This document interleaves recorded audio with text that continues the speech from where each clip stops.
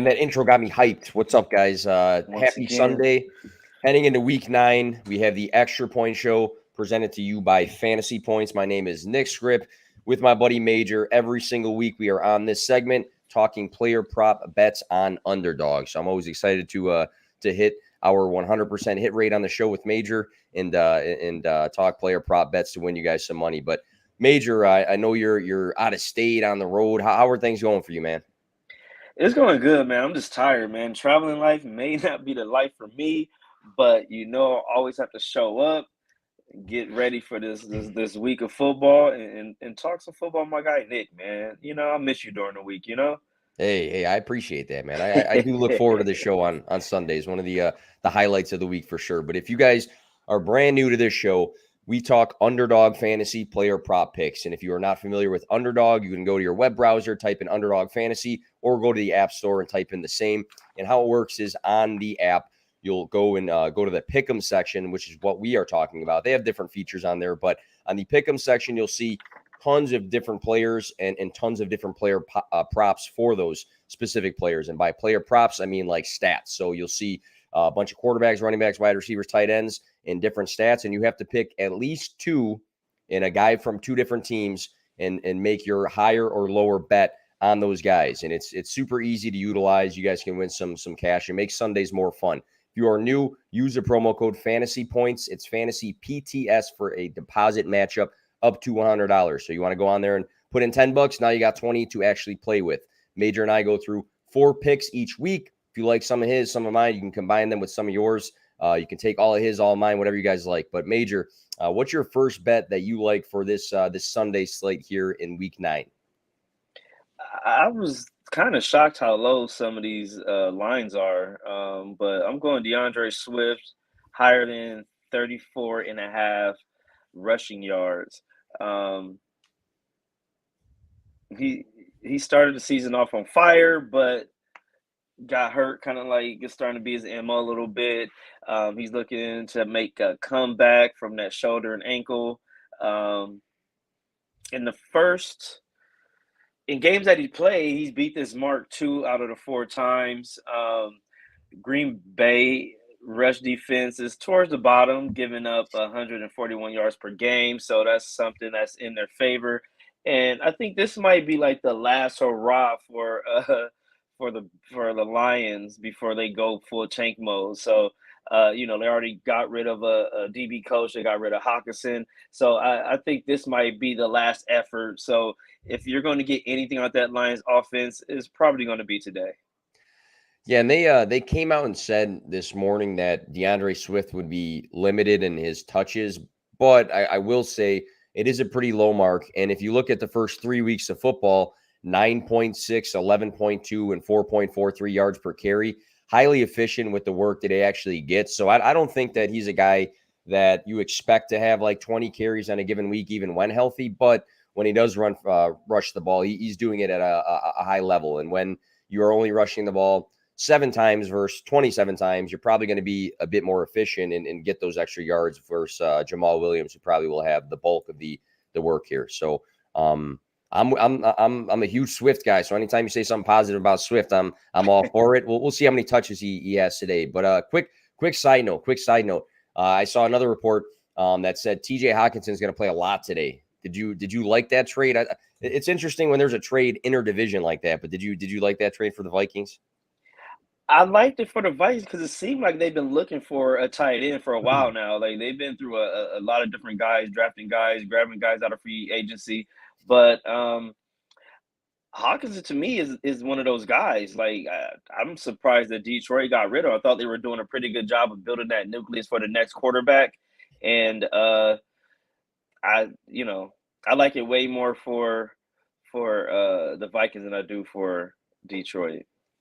And the Vikings, I feel like they're not being talked about a lot right now, but 6-1. So I mean, that's a really a win push right there. Like, hey, we're missing Irv Smith, who's always banged up, and he's banged up again on the IR. We want a big time pass catcher, and they went out and got one. So it kind of sucks to say that as a Bears fan, but credit to the Vikings. But my first one on the slate, I think you might have something on this guy too, so we'll have to compare. But I'm gonna go Zach Wilson lower than 218.5 passing, or no, total yards. So you and I typically like these combined stats. We mention that like every week. Anytime you can combine like a quarterback's rushing and passing, that's usually something that stands out. But 3 out of 5 of Wilson's games, he's only rushed for 2 or less yards. So he's not this super mobile quarterback. In the past, I think his prospect profile kind of showed that he could be mobile, but he's had that previous injury that kept him out at the beginning of the season. So I think he's kind of hesitant to actually take off for those bigger gains. But the Buffalo Bills are a top 10 defense against the pass. Rodgers threw for 203 yards last week against them. The Dolphins beat them this year, but Tua was under 200 passing yards against Buffalo. Tannehill only threw for 117. Just some examples there about, Buffalo's pass defense being good. Zach Wilson has thrown for under 218 passing yards in 3 out of 5 games and under 125 in 2 of those. So he's had some really, really bad passing days just in general. Now you're playing the best pass defense arguably in the league, or one of the best.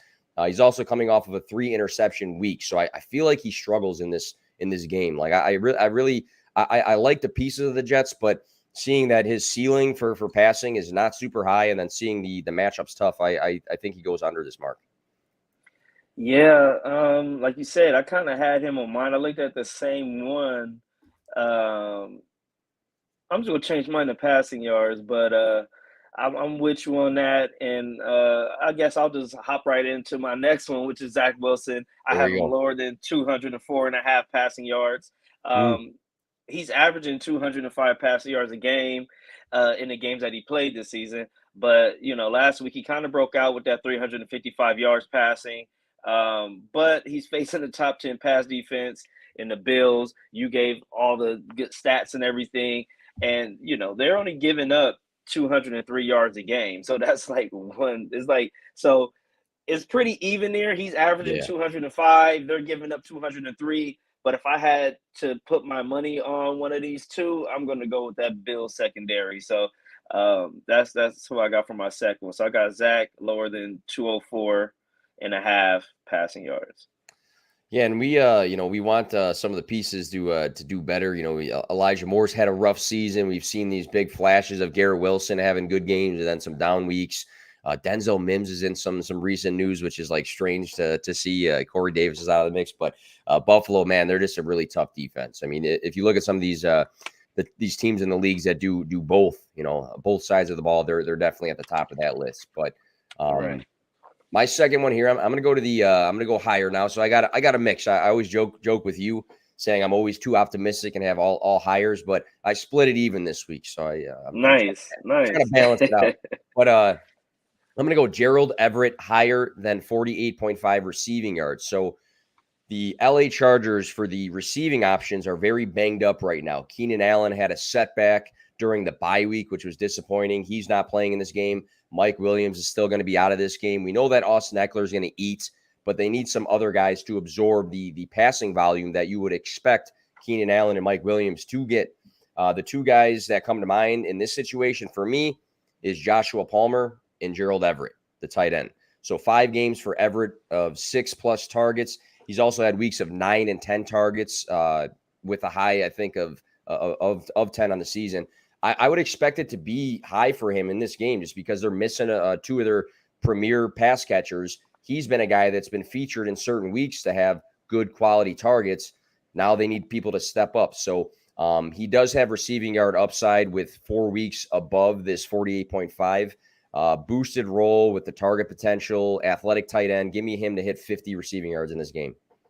Yeah, I'm with you 100%. And for the key factor of the missing pieces, he's like the next man up in line, and Herbert's quietly having like not a bad season.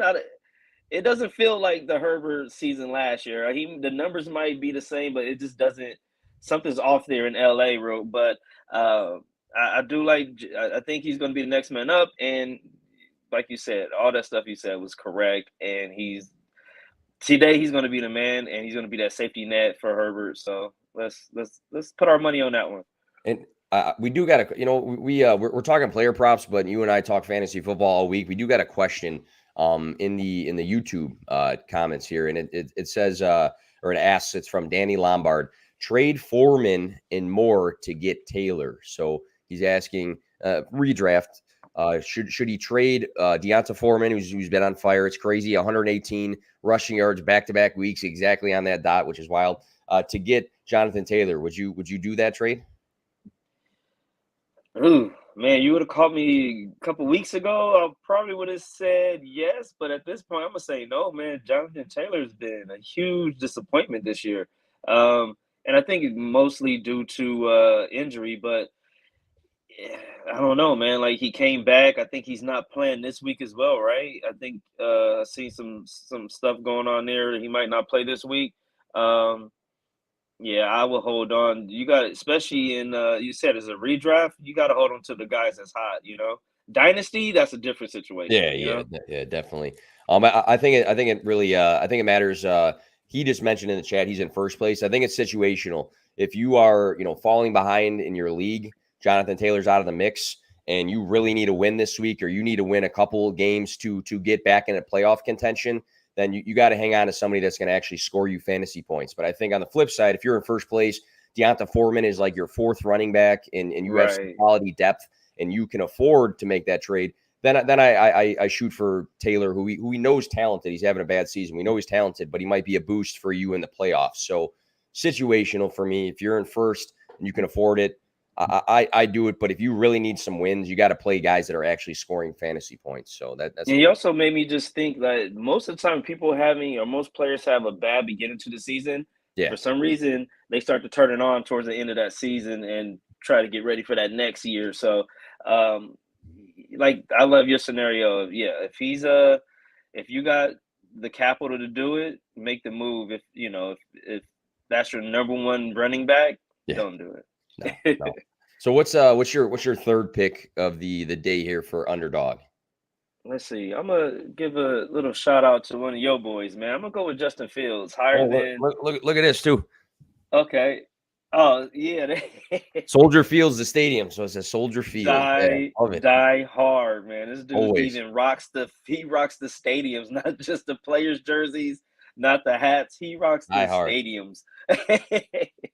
You funny, Nick. Hey, so I'm gonna go higher. I'm gonna go Justin Fields higher than 225.5 total yards. Last 3 weeks, he's averaging 250 total yards a game. He's beat this mark 2 out of the last 3 games. Miami defense is giving up 297 total yards to quarterbacks per game. Justin Fields, like I said, a lot of people were making fun of this Claypool deal. I kind of love it. Like with Justin Fields' arm and Claypool's like big playability, it's not going to take them that long to like make a connection. Because when you're a quarterback, one of the easiest things to throw is that 9 route. You know what I mean? And that's all Chase is going to run. He's going to run post, he's going to run a corner, and he's going to run a 9, and then we'll figure the rest out later. So I think there's going to be a couple misses, but they're going to hit on 2 or 3 big plays, and that could add up to like at least 80 yards just in 2 or 3 plays. Yeah.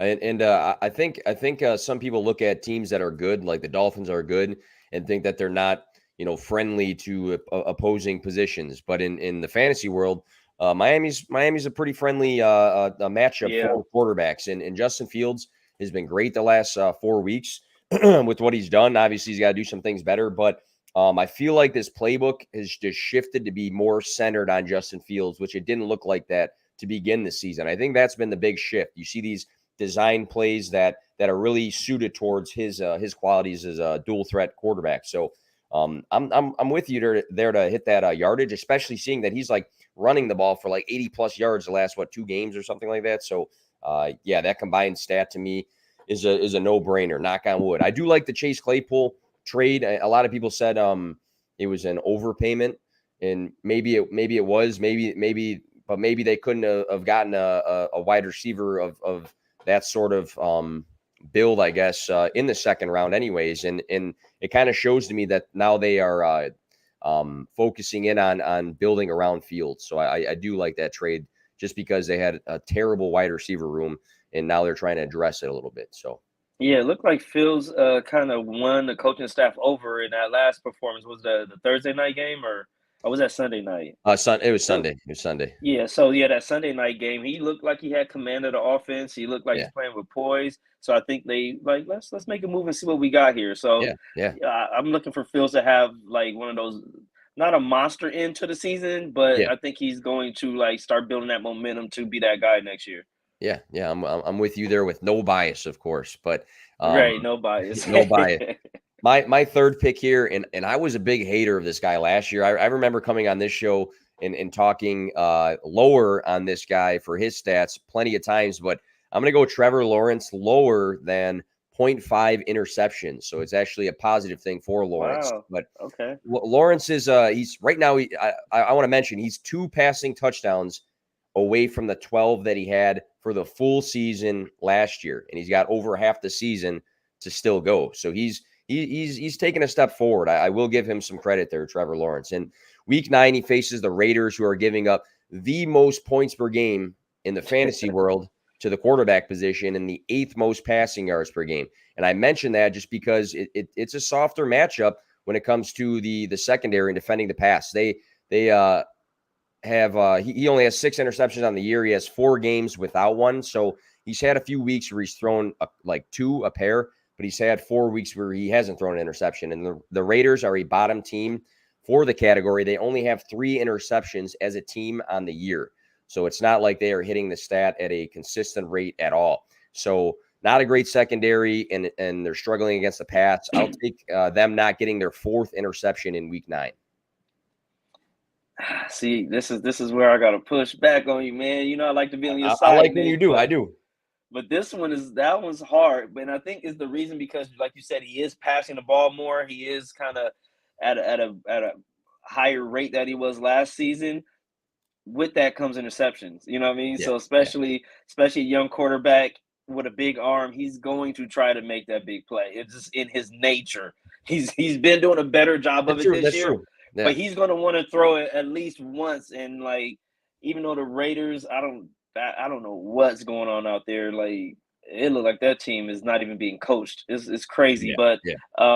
I think somebody can fall into an interception just because a young quarterback that's getting an opportunity to throw the ball now and has that confidence and big arm to make those like plays. I think he's going to try to make a play, and Yeah. sometimes it doesn't work.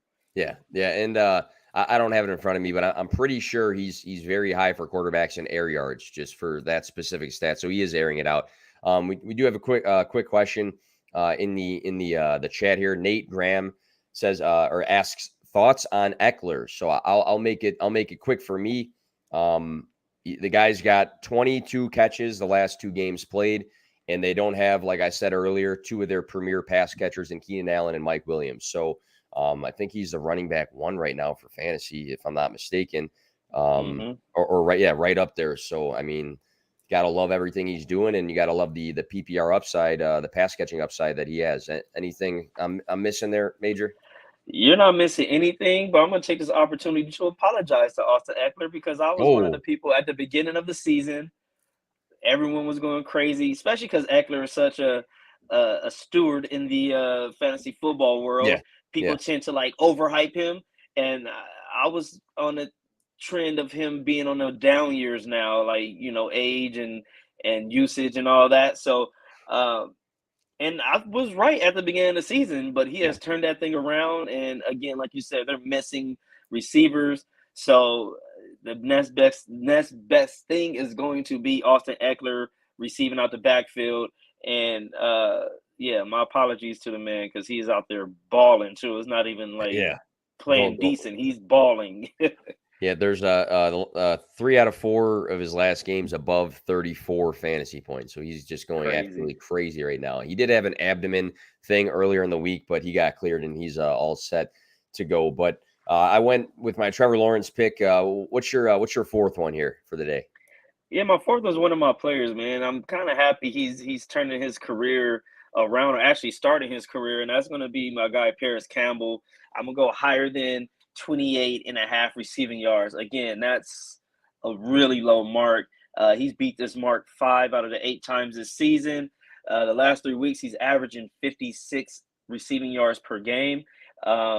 It seems like he has a pretty. I mean, last week he had 2 receptions in total, like 80 yards or what. It was he had a nice amount of yardage for 2 receptions. It was either 80 or 40. I can't remember right now. 43, it And says. thank you. I don't have the internet, so I can't fact check No, myself you're right good. You're now. So good. I'm just like going off the dome.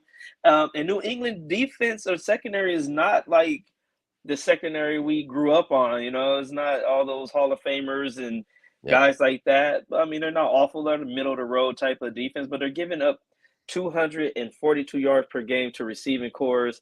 And, I think Paris Campbell is going to take advantage of a young quarterback getting a shot. You have nothing to lose. Like Yeah. Sam is going to go out there and just throw the ball around because you have nothing to lose. And I think these receivers are going to start to reap the benefits of that. I mean, last week I think he really didn't throw the ball down the field too much, and that falls Mhm. right into Paris Campbell's wheelhouse, out the slot. So I'm gonna go with Paris Campbell higher than 28.5 receiving yards.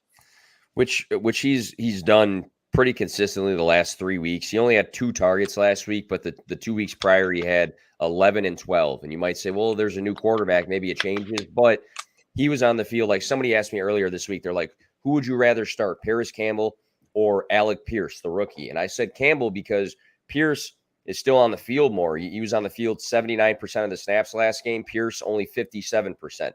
So there's a difference there. And in seeing that Campbell for 2 weeks in a row, weeks 6 and 7, balled out. You have to understand that whoever the quarterback is, he's still going to be part of that playbook. The staff's seen it. The coaches were witnesses. So I'm with you. I think that's a very low mark. I think they're over looking into Sam Ellinger's second game and him not being elite or something like that. Yeah, and I grapple with that every week because I have both Alec and Paris on my team, on one of my fantasy teams. Actually, one of my favorite ones, like my baby team. The one Oh that yeah, built yeah, from the dirt. yeah, I yeah, have both of those guys, and every week I'm just like, who should I play? But I get it. I kind of lean more towards Paris just yeah, because I don't know. I just like him because he's been hurt his whole career, so I just yeah, want him yeah, to yeah. kind of ball out. So we'll see.